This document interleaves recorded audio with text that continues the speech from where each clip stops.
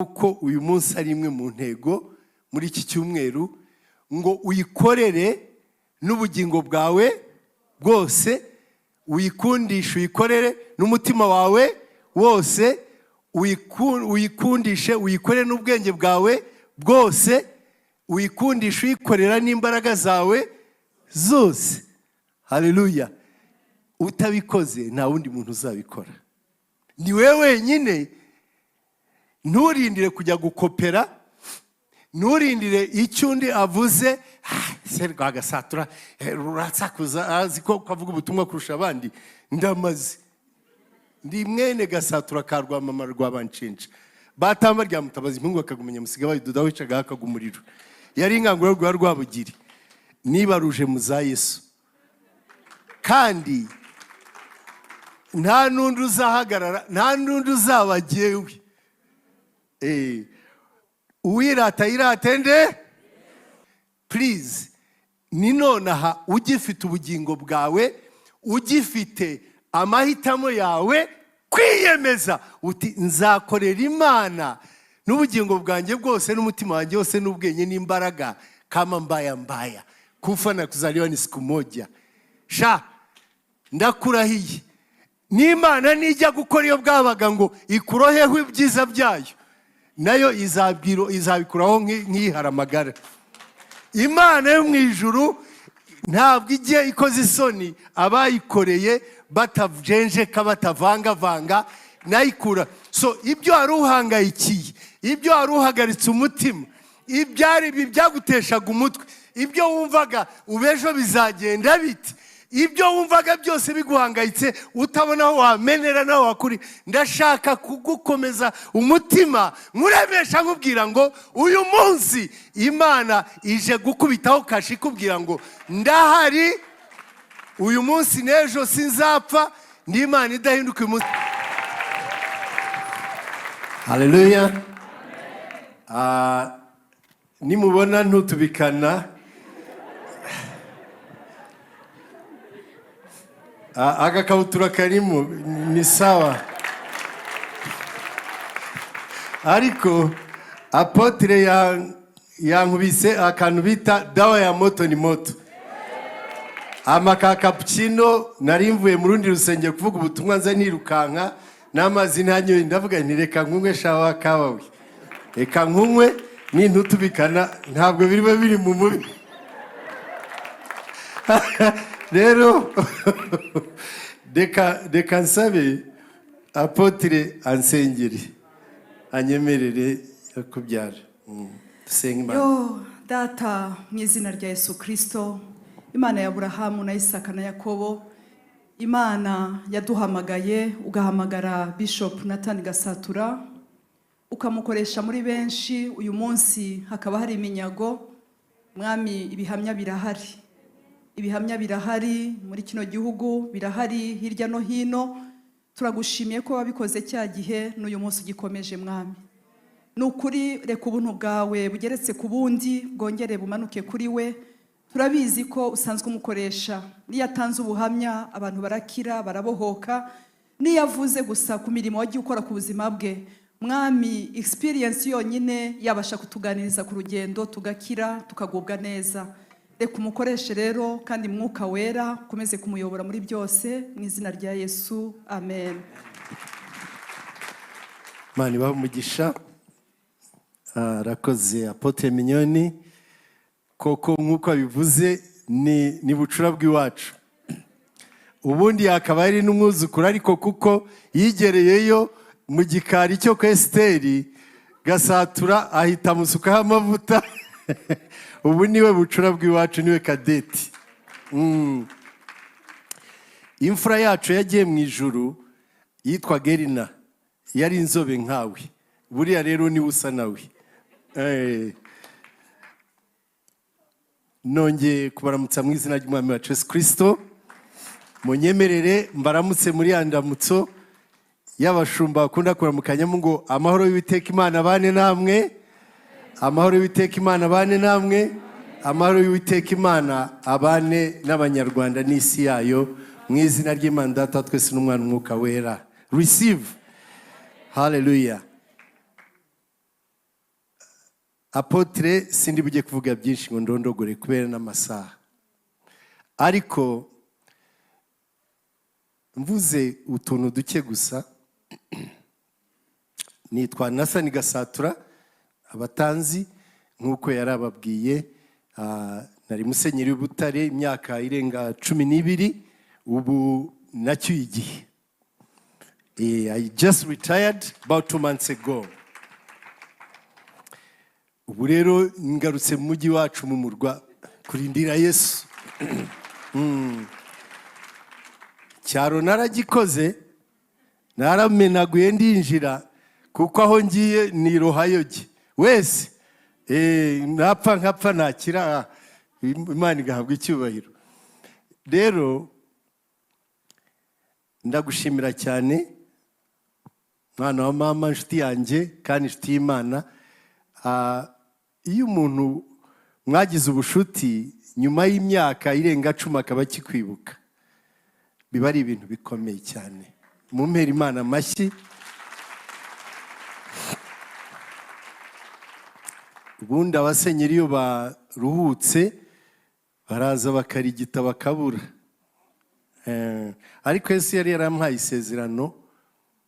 Sindi bujye kubabwira za pin code zanjye nyinshi, mushaka kunkopera mugaplagiarizinga, ariko yarambwiye ngo ubuzima bwanjye bw'ubusaza buzambara ubwiza nk'ikamba, buzambara icyubahiro, buzambara ubwiza kurusha n'ubwanjye bwa mbere. I am still waiting to see the prophecy unfold. Ariko inambwira yuko yanyugururiye inzira kugira ngo ikomeze inkoreshe. Haleluya. Nariyo mubwira muhawe ubuhamya buto yuko imyaka 3 ishize natangiye gusengera inkoni y'ubusaza, tangiye gusengera imodoka ikomeye, kuko imyaka yacu statutorire 65. Nicyo gituma mbona nyine nkiri umusore mu izina rya Yesu. Muvuge ngo amen. Mutangiye kuvuga ngo ariko se ibyo ntibiriho. Ikabutura, nutangira gushidikanya ikabutura. Hari icyo bita take home, ako nagacakiye. Minyone, weye ikabutura, c'est pas possible. Mutinye ibyerekwa ry'umwuka. Ntabwo Imana ikoresha ibintu bihambaye bitinyatinyishije, akantu gato gusa. Nimwibagirwa ibindi byose, nimwibagirwa ikabutura, ndabasabye. Ni nagenda, ni spiritual gender balance ya hatari. Abakobwa hari utuntu bita boxers. So noneho ntangira gusengera icyuma gikomeye nkundi vuga butumwa, kuko Imana impamagara yambwiye ngo ndangije Makerere, nzi yuko ngiye gukora ibintu bihambaye n'ibifaranga byinshi. Ni icyo gihe Makerere ni University y'Ubugande, abayizi yari ikomeye muri Afurika. Hari ama university make cyane, twari abantu nka 200 gusa mu ntuza mu mwaka wose twarangije. Ishuri njyango ryari rifite abantu 1000 gusa, nako 200 ntibagiraga. Baguhaga akazi utararangiza university. Noneho ubwo nzi ko ngiye gukira nkubaka ibizu, nkagira ibya famu, nkagira nk'abandi bose. Nsohotse nyamaze kwambara ntuza lisansi yanjye, ubwo uzi imyaka ishize, imyaka 40. Il y a 40 ans, quand j'ai fini mes études à Makerere Université du Makerere. Pour ceux qui suivent français, il faut connaître que je suis l'évêque d'Astrida. Où, faut faire attention, où français a commencé dans notre pays entier. C'est là où il y avait la siège d'administration du Rwanda et Burundi, même si il y avait beaucoup de changements. So, muri make,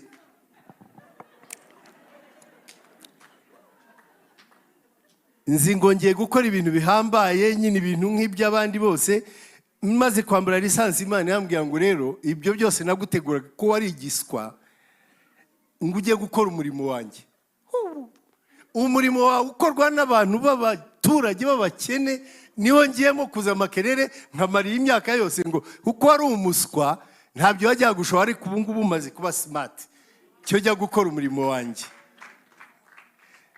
Ibintu byabaye birebire, byabaye birebire. Rero urumva twagiye impaka, ariko ndavuga nti ntumvune itako nkarya indyo rya Yakobo, reka ngende, none se ko nagutsinda ndagiye. Ariko Mana ndagusabye, ntuzangire umukene w'umugingura aho ngaho w'abantu basuzugura ngo ni umukozi w'Imana. Nsenga nka Salomo ngo ntuzame byinshi ngo nkwibagirwe, ariko ntuzanye n'umukene ngo usuzugure izina ryawe. Haleluya. Ndashima Imana yuko iyi myaka Uwiteka yanshoboje, yamperekeje, yankoreye ibitangaza. God delivered on his part of the deal. Nta kintu Imana itakoze, nta bitangaza by'ibifaranga bya Beneri nrata, ariko nta n'icyo nkennye, ndabarahiye. Ariko biva ukubona nyine uko upima ntuza. Imana yigishije abana bacu, twahoraga mu ivarize tuva i Burundi tujya Kenya, i Bugande, Kongo. Jewe nkagira ngo abana banjye bazanga n'umurimo w'Imana. Biratangaje uburyo abana banjye bavuye muri medicine bava muri finance ngo barajya kwiga idini. Ahubwo se mwebwe idini y'amatiku n'ubukene murajya kwishaka mwiki? Ndadekuraje abana baranyumviriza bati dadi wewe wakoze ibyawe, natwereka twumviriza Imana.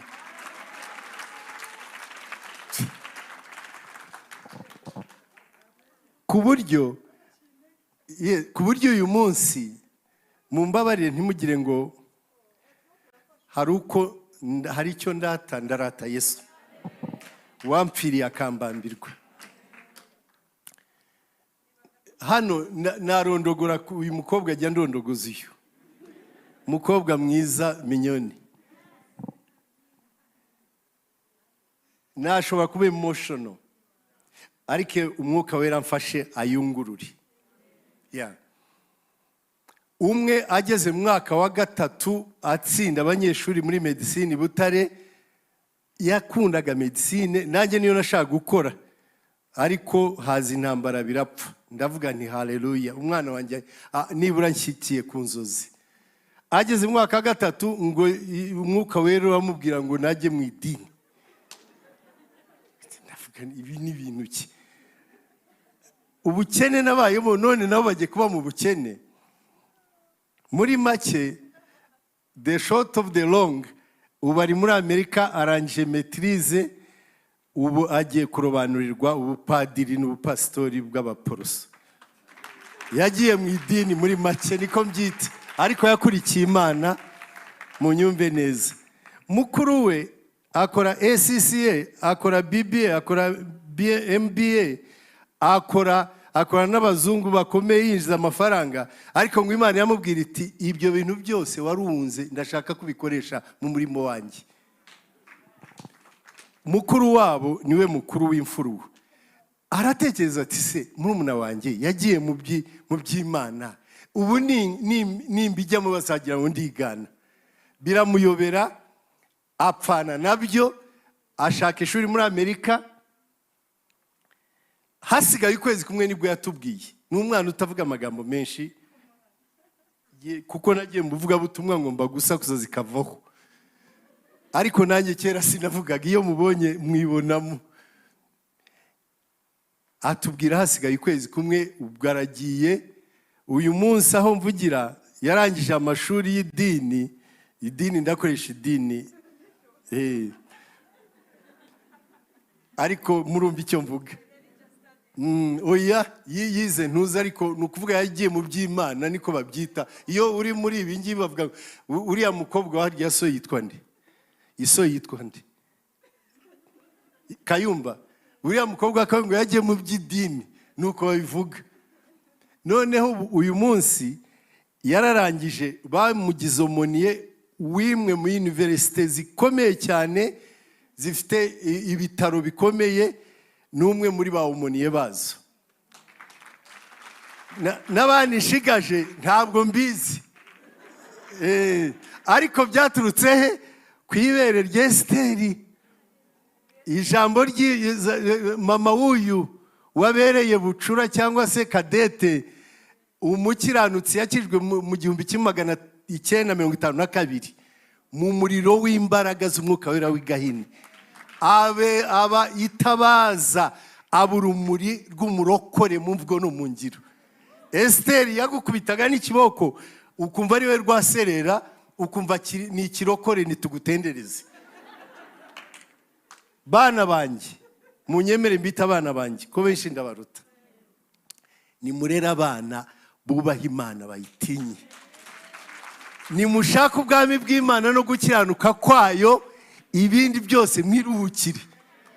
Ntibibareba. Le premier verbe est il faut chercher le royaume de Dieu et sa justice. Il faut chercher, faire beaucoup d'efforts. Verbe actif. L'autre verbe, toute chose sera ajoutée. Ibindi uzabyongerwa, ntabwo ari business yawe. Ntibikureba. Don't go to seek the things. Go and seek kingdom of God and righteousness. Ibindi byose uzabyongerwa. Ubikongera si ntabwo bikureba. Ibikureba nuku namba mu minsi 7 ukinjira ukava hanze muri rwaserera muri harya wayise ngo hari ijambo wavuze niti oya, hari akajambo akoresheje ntacyo uve hariya muri rwaserera muri tikuraje na zimuraje na tiriganyaje ujye indani. Wowe irohe erega nta cyiza kitagira igitambo. Abongereza bavuga ngo you cannot eat your cake and have it. Na wayiriye iraca muri tiyodo shapuma. Ibindi ntabwo ushobora kwirya ngo kandi uvuge ngo ariko keke ngo kukishira wayiriye. Naba ushaka ubugingo no kubaho, irohe igira biki haramagara. Tanga ubuzima bwawe, intwari gaba urugamba, nabipfa ipfe. Iki gihugu muri yo mwidagaduriramo, mubyiniramo, musirimbiramwo, cyasasiwe n'amaraso y'intwari.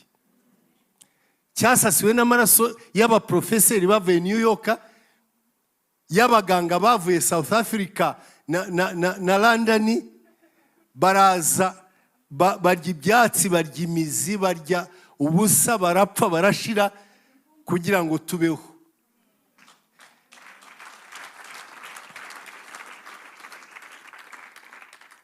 Icyo rero nababwiraga mu bintu binshimisha kuri Minyoni, first of all naraje ndaruhuka, nanjye meze nkawe. Les psychologues bavuga ngo umuntu ntabwo akunda undi. Munyumve neza. Ngo ahubwo yikunda mu wundi. Iyo uhuye n'abantu 3-4 hari ugucomekana n'umwe ukibona hari rukuruzi irimwo igukura nawe ikamukurura. Uyu mwana w'Imana twarahuje ibintu byinshi.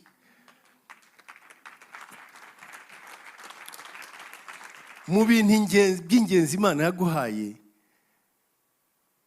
yakuremye mu ishusho yayo y'ubwiza nk'ikamba. Iryo kamba nubwo bwiza nta gaciro ufite. Ako gaciro iyo utakamenye ngo kihe ukubake ukanoza ugashimangire, uratakara, utakaza agaciro. She's a woman of virtue. Ntugire ngo ndakurata kuko ni Imana yabikoze. Ntabwo ari wowe. Nta nubwo Kayumba bifitemo uruhare. Cyangwa Karekezi. Harya muri abahindiro. Uri umuhindiro kazi. Ndakwendereza ne wanyihamagariye. Aha. Byagasatura nubizi. Ntawigeze abikora uretse iyaremye ijuru n'isi yagukonfigiye ikakudoda. Namukundiye umutima wubaha Imana.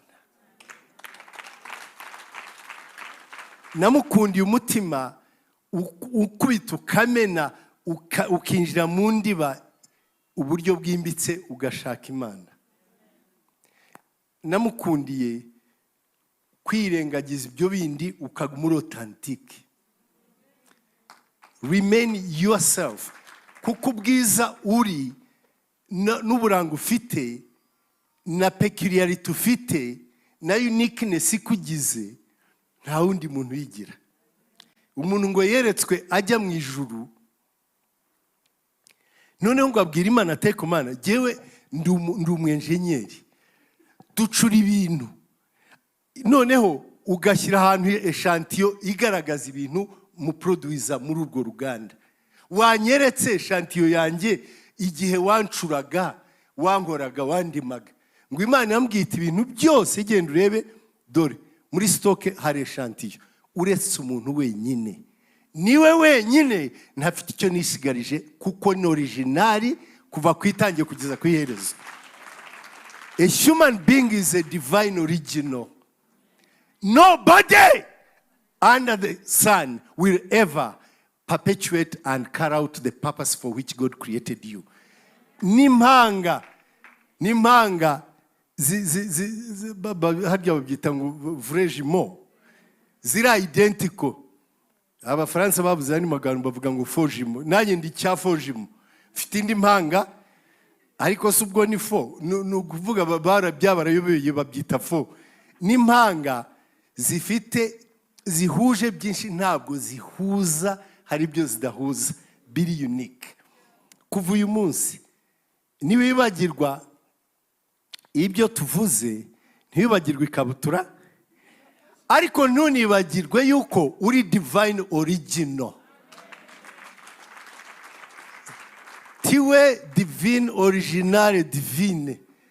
Nta kopekati nta piratage nta na kimwe kandi intego Imana yakuremeye ngo uyiramye nkuko uyu munsi ari imwe mu ntego muri iki cyumweru ngo uyikorere n'ubugingo bwawe bwose uyikundishe uyikorere n'umutima wawe wose uyikundishe uyikorere n'ubwenge bwawe bwose uyikundishe uyikorera n'imbaraga zawe zose. Haleluya. Utabikoze nta wundi muntu uzabikora. Ni wewe wenyine. Nturindire kujya gukopera. Nturindire icyo undi avuze serwa gasatura ruratsakuza aziko kwavuga ubutumwa kurusha abandi. Ndamaze ndi mwene gasatura karwa mama rwabancinca batamba rya mutabazi impungu akagumenya musiga bayiduda wicaga akagumuriro yari inganguro rwa rwabugiri niba ruje muza Yesu kandi nta nundi uzahagarara nta nundi uzabagewe uwirata iratende abavuga Imana ibaho umugisha. Njya ntanga urugero mu bakristo bacu Butare ntabwo ntimujye muri abari abasirikare ba 9 barwanya terorizme baturindira baducungira umutekano w'igihugu. Iyo ari kwizamu iyo ari kuri ntuza ye position ntabwo areba iburyo cyangwa ibumoso. Never. Umwe wese baba bamuhaye target ye n'undi target ye n'undi target ye.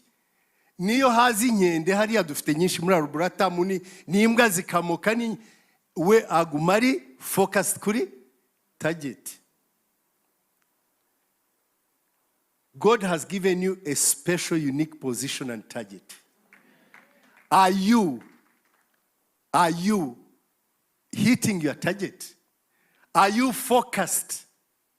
Are you strategically positioned to be able, icyo uriya musirikare ari bujyane nuko agenda agatanga raporo kuri target ye na position. Amen. Nta kindi. Ibindi byose n'abandi bari butange, hari bamutangeho raporo, ariko ibyo ngibyo nibyo ashinzwe. Abana banjye ko nari narabigishije kugira imico myiza yo kuramutsa abantu ntibabanyureho, iyo yikoze hanyura ku musirikare aramusuhuza, yaramuhitanye. Namubwiye nabo ntibabasuhuza, abo ni vita kwa vita. Abo ngabo urabasengera mu mutima ukabihorera. Hallelujah. Icyuma cy'amasaziro. Sinakubwiye ngo uramvangira. Urakoze. Imana igumugisha. Babiri barutumwe.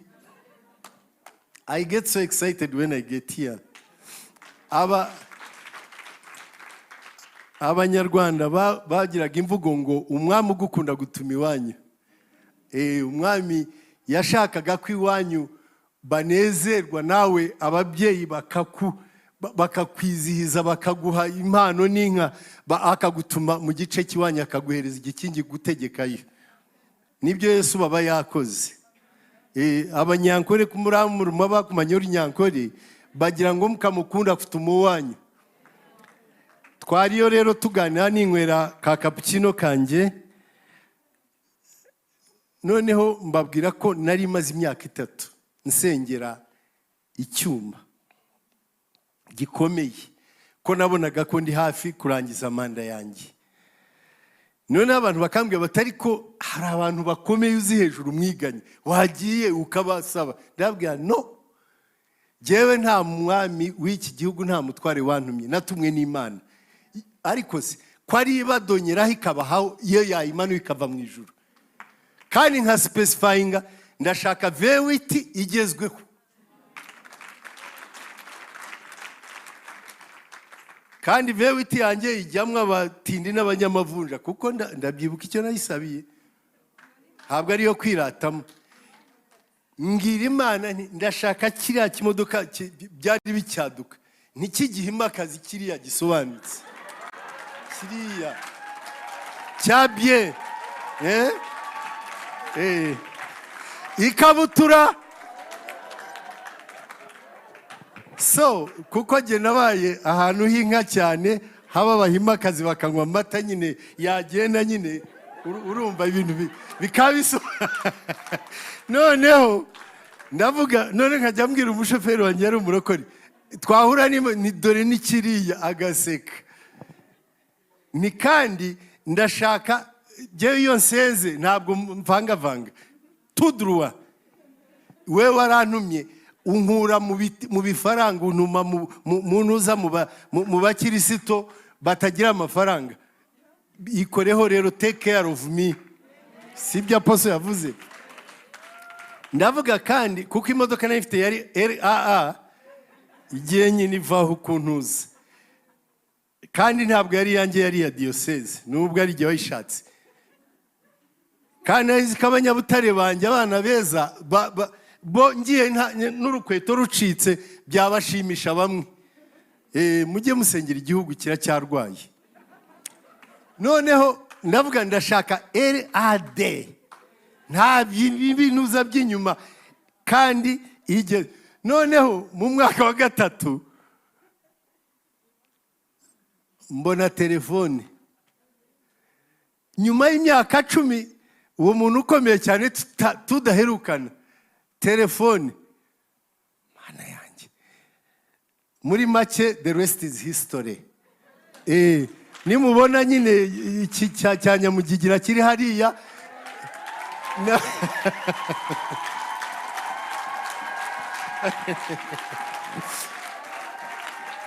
navuze ni mu izina rya Satani ndambiwe n'agasuzuguro kawe ku bakozi b'Imana. Ntituzirata, tuzahora twikunangura ku karago, tuzahora tugusenga, tuzahora tugushyira imbere, nzahora nkugira uwa mbere, nzakuzamura ibendera mu banyamavunja n'abaminisitiri n'abaperezida. Ariko icyubahiro cyawe kigomba kugaragara ku murimo wawe no ku bakozi bawe mu izina rya Yesu. Ibindi ni birebire bana banjye sinabijyamo, nabandondogoye. Rero ndashima Imana yuko nayise amapine yivuga butumwa. Naje kuvuga ubutumwa. Nkashima Imana yuko Imana yampaye gukora uwo murimo BUTARE kandi ibigenza neza, ukora neza. Ibyo nayisabye mbona irabishyira mu nzira nta binoga ngo byere ngo de ku isi. Ariko ndashima Imana yuko ndangije uwo murimo umutima wanjye ushize agahinda. Nshoje uwo murimo w'ubusenyeri ntabyo banshinja. Yesu yambereye umugabo, ambera umurinzi, ambera iburyo n'ibumoso, ambera imbere n'inyuma, ambera hasi no hejuru. Nimba mvuga ibyo gushima nubwo buhamya buri mu nshuti yanjye. Haleluya. Rero nta kintu iby'Imana ntabwo babivuga ngo birangize. Ni byinshi yampaye kugira ngo menye kwijera nanjye. Ndi umwana w'umuporoso yigishwe n'abaporoso b'umwimerere, nzi gukora siporo. Ubu nsimbuka akagozi inshuro 4,000. Abasore baze maze mbahige. Yes, age is statistics. It's just a statistical figure. Ubwo nibwo tugiye kuvuga tubucape sasa. Tubucape sasa kuko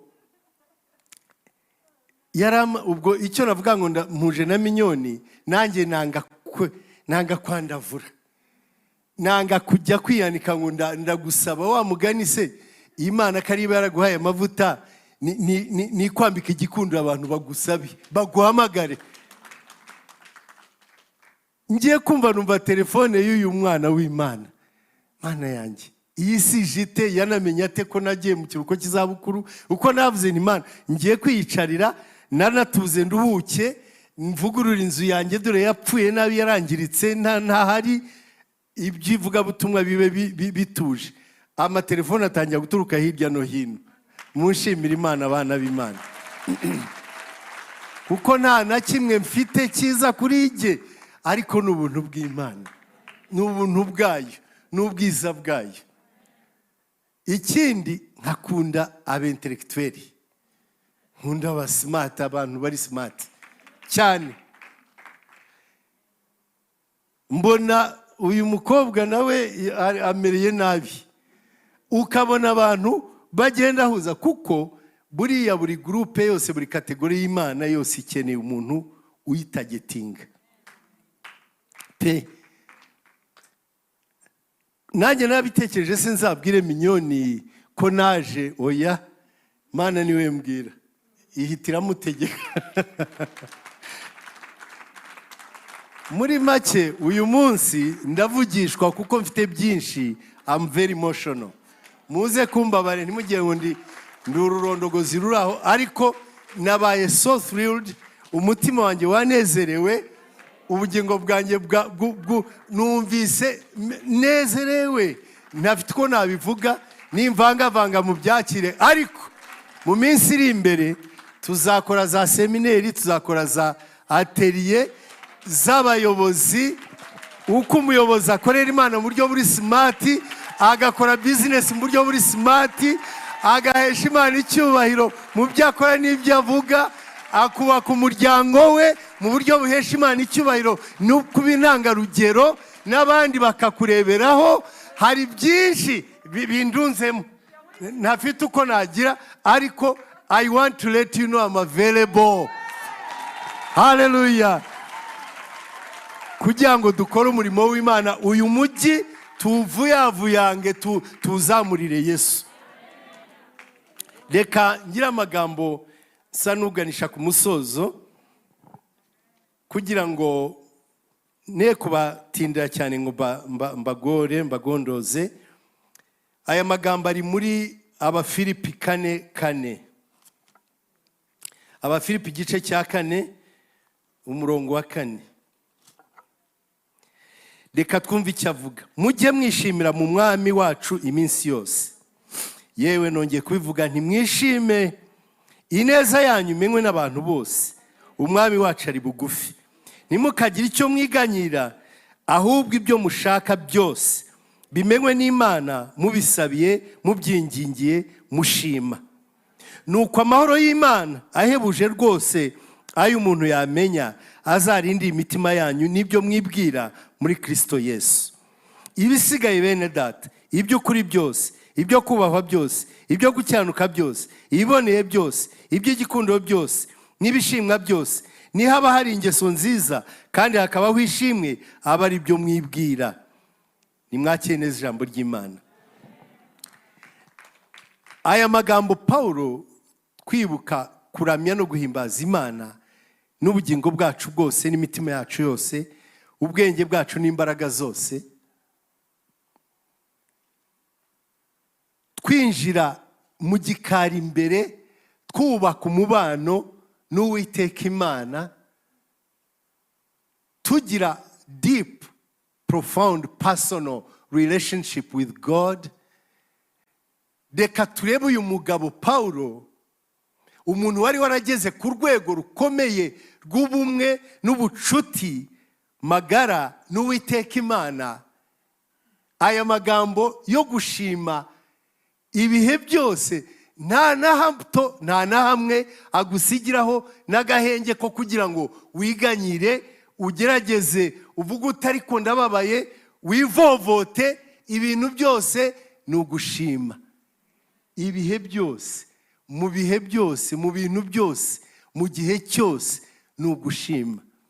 Yari yarageze ku ndunduro y'imbere yo kuramya Imana, ari muzima, yarapfuye, akiriho. Paulo ibye byari ugushima Imana no guhora yiramye, atagize icyo agabanyaho, atagize n'agahenge na gake asigaho ko kuba wakwiganyira cyangwa se guca imanza, kwivovota, ibintu dukunda kugira nko mu buzima bw'abana b'abantu. Kandi aya magambo yayavuze ari mu ngoyi, ari mageregere, ari hafi kwicwa no gucibwa umutwe. Ayavuga yo gushima, kandi ari ategereje umunsi bazamucira urubanza agacibwa umutwe. Namwe ni mu bitekereze ibintu apotre yavugaga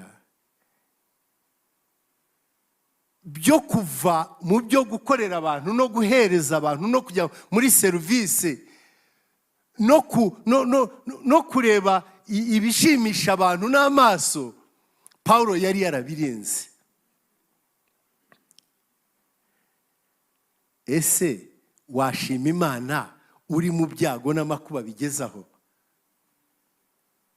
Ese tekereza ubu ngubu, nubwo ibyago byabaye, covid yarateye n'ibindi bikurikira, wowe wakwifata ute uri mu gihe gikomeye, giteye ubwoba, giteye inkeke, ugiye kwicwa? Washima Imana? Haleluya. Mushobora kumbona mpagaze ahangaha nidagadura, nishima, nivugira, mukajya muti buriya ni tekinikaje kameme yo kuvuga ubutumwa. Nanjye nanyuze mu bikomeye, nanjye nanyuze mu bikombe n'imisozi, umwijima uteye ubwoba w'icuraburindi, aho ibintu byari bibi kurusha ibibi. Mwashobora kubyumva kuri Gasatura ko byabaye, ariko ndashima Imana ko ndi hano. Ndashima Imana ko yampaye imbaraga n'ubwenge n'ubushishozi bwo kumenya kubinavigating, Imana ikabinkuramo. Ariko Satani yaragerageje, yarakoze iyo bwabaga ngo akore hasi.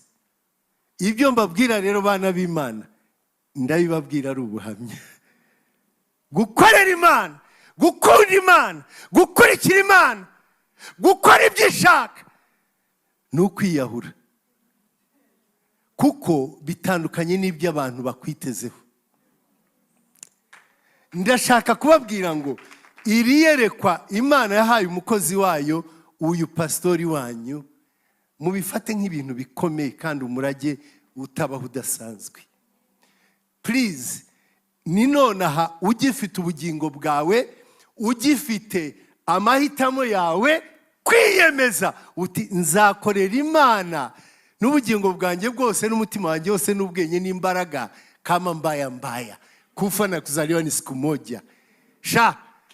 Ndakurahiye n'Imana nijya gukora iyo bwabaga ngo ikuroheho ibyiza byayo, nayo izabikuraho nk'iharamagara. Imana yo mu ijuru ntabwo igiye ikoze isoni abayikoreye batajenjeka batavangavanga, nayikura. So ibyo wari uhangayikiye, ibyo wari uhagaritse umutima, ibyari byaguteshaga umutwe, ibyo wumvaga ubejo bizagenda biti, ibyo wumvaga byose biguhangayitse utabona aho wamenera naho wakuri, ndashaka kugukomeza umutima nkuremesha nkubwira ngo uyu munsi Imana ije gukubitaho kashi kubwira ngo ndahari uyu munsi n'ejo sinzapfa. Ni Imana idahinduka uyu munsi n'ejo nibe bitazashira kandi bitagushobokera kuri igihe birashoboka, kandi ngo nshobozwa byose na Kristo imbaraga. Mu Bafilipi 10 izagushoboza, izahakunyuza wa mukobwa mwiza, wa muhungu mwiza, wa mubyeyi mwiza. Niyo yakuremye mu ishusho yayo, niyo yaguhamagaye iragucunga igutangira igitambo cy'umwana wayo, niyo iguhaye kubaho iguha ubwenge n'imirimo n'imyuga ufite, niyo n'abana n'abagabo n'abagore ufite n'ubucuruzi n'ibyinjira n'ibipfa n'ibihomba, irahari. Naho yigeze ijya ngo yakoze biriya, naho yigeze ijya n'uyu munsi irahari. Ubuzima bwanjye nirageteho nisogongereyeho ndabibona ko Yesu ntajya ahemuka. Ni twebwe tunanirwa, ntabwo icyo yasezeranye kizigira gihinduka, nkuko Abakuki yavuze ngo nubwo isezerano ryayo ryatinda ariko ntabwo rizahera. Haleluya. Ngo kandi nta kirogoye umugambi wayo, ngo kandi abakorera Imana uzikorera amaboko, kandi abakorera Imana uzigira kurwa n'isoni. Bana banjye, I am a person, I am a living testimony to that. I can assure you, God never lets down. So ubijyemo, nawe ushaka ubijyamo, ubijyemo urunduke cyangwa usohoke, kuko nta kigwari kigaba urugamba. Gukorera Imana ndiyo nsenga i Butare, nayobewe aho ntangira ibintu naho ngira. Imana yambwiye ngo nkugije generali. Navuga se giye Imana ko ntari n'umusirikare, nta nubwo ndi kaparare. Ungize ati nakuzamuye mu ntera y'urugamba, ambara umwenda wikwize mu Befeso 6, kuko nutabikora abanzi barakuzengurutse uri mu rugamba rwigata ubusa. Hagarara tiwe general de la croix. Ubwo menya ko nta mikino ijya mu murimo w'Imana, ni urugamba. Naba rero ukibishyushye ugira, Paulo ni uvuga ngo ni mwambara umwambaro w'intambara kugira mu gihe kibi ngo muzasangwe mukwiye, kugira ngo mushoboye guhangana. Ngo ingofero y'agakiza, Efesiens chapitre 6, icyuma gikingira igituza ariko gukiranuka. Haleluya. Urukoba rw'ukuri, mukandara ariko kuri. Amena. Ingabo yo kwizera ihosha imyambi yose yaka y'umwanzi Satani. Inkweto arizo butumwa, kwamamaza ubutumwa bwiza ku musozi wa Kimiburura n'u Rwanda rwose. Haleluya. Bwana sifiwe. Ngo kandi musenge amasengesho yose y'ubwoko bwose, arizo z'uburyo bwose, arizo nkota z'umwuka n'ijambo ry'Imana. Bien sûr. Ubwo nibwo namenye ko nta kigwari nta kagabo k'ubwoba kajya ku rugamba. You gotta be heartless and suicidal. You gotta be battle-hardened and hard-boiled, man.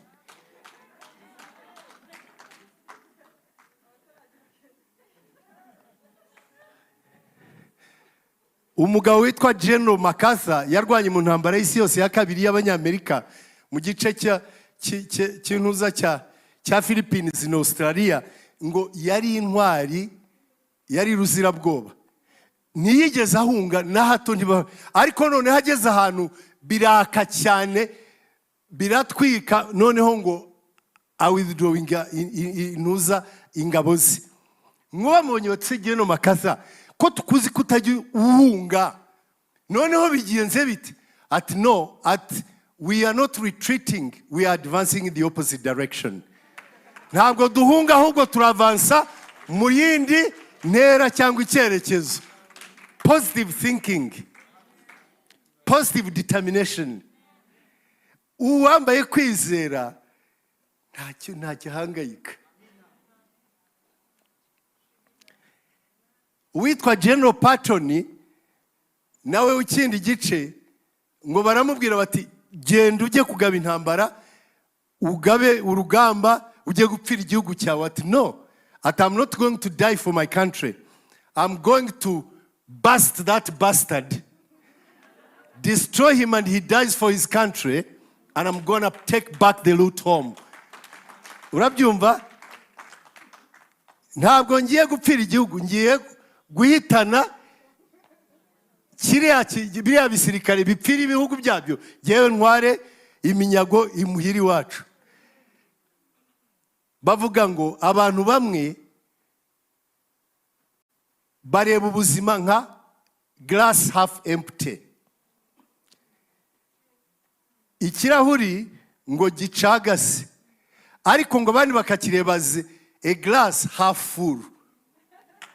Quelle la différence? Uri positive ayireba ko haraburaho makeya, ariko pessimiste nagaca gate. Nimurebe ubuzima nka a glass half full in Christ according to Pauline philosophy. Murebe ibintu mu buryo buri optimiste, kuko niko ijambo ry'Imana ritubwira.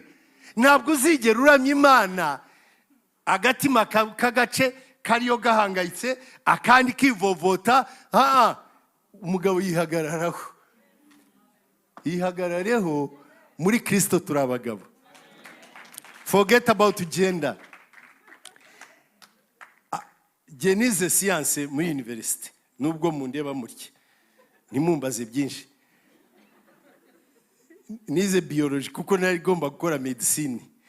Noneho bavuga ngo neurochirurgie, babashururuji b'ubwonko, abashurujiye b'ubwonko, neurosurgeons, ngo basanze mu bwonko harimo santere nyinshi, ni ukuvuga iyo kuvuga, iyo gusonza, iya pene umuntu agushunnye cyangwa se usitaye. Ariko ngo basanze ntuza itegeka izindi santere, itegeka izindi zose muri high command niyo kuvuga, speech center. No ya, ariko iyo ngiyo birakureba. Nta musirikare usonza bagukubita bakagwita. Noneho ngo iyo uvuze uti ngiye gukora ikizami ariko ntabwo ngitsinda kabisa, ni ikibazo. Ngo ubwo high command, commanding chief, ngo ababwira izindi santere ngo nimube febure, mukuremo ibyo mwari mwize mubyibagirwe, kuko dutegetswe yuko agomba kweshuwa no gutsindwa. Ngo iyo uvuze uti ndabizi kirakomeye ariko ndagitsinda tu, noneho ngo high command, general commander, ngo ubwo abategetse ngo mwese nimuhaguruke mushyiremo imbaraga, n'ibyo atari yafashe mutwe byinjire muhitemo atsinde. It's amazing. Kandi abantu bagatekereza ko ari utuntu tworoshye, ariko ibyo uvuga birarema, uko n'ijambo ry'Imana ryararemye. Ni watura ujye watura ibyubaka ibihesha Imana icyubahiro n'ibyubaka abantu. Bwana sifiwe. Deka ngarishe ku musozo mvuga nti, bavuga ngo hano ku gahanga iyo ushaka guseka ngo hakoreshwa imitsi 18 yo kubyara energy ihagije kugira ngo useke. Ibintu byose bibari n'intuza nyine n'ishuguri. Ariko ngo iyo ugomba guhina umunyango ukagira utya, ngo ukoresha imitsi 60 kugira ngo ibyare energy ihagije kugira ngo uhinye umunya ku gahanga. Tekereza umuntu uzahora ahinyuye umunya ukuntu azasaza vuba. Gasatura azaba akiri umusore. Pole sana. Ibyo dushimira Imana ni byinshi, tuyiramye ariko turushirize kuyirohamwo, tuyiburiremwo, ibi nyuma n'imbere, ibi igisubizo kuri buri kibazo, ibe Alpha na Omega yacu. Ndabarahiye ntacyo muzayiburana. Ntacyo namuburana Yesu yambereye byose, ntacyo nzamuburana Yesu kuko ari we byose kumufite. Ntacyo namuburana Yesu, dore ntacyo yambereye byose. Haleluya, ntacyo nzamuburana Yesu kuko ari we byo. Ni mu amashyi ariko ntacyo nzamuburana Yesu. Haleluya, yambereye byose. Ntacyo nzamuburana Yesu. Haleluya, kuko ari we byose kumufite. Ntuhangayike, ntacyo uzamuburana Yesu. Haleluya, yambereye byose. Ntacyo nzamuburana Yesu. abana mba kuko ari we byose kumufite. Nobo cyane, ntacyo nzamuburana Yesu. Haleluya, yambereye byose. Ntacyo nzamuburana Yesu. Haleluya, kuko ari we byose kumufite. irangira ngo kuko ari we byose kumufite. Amen.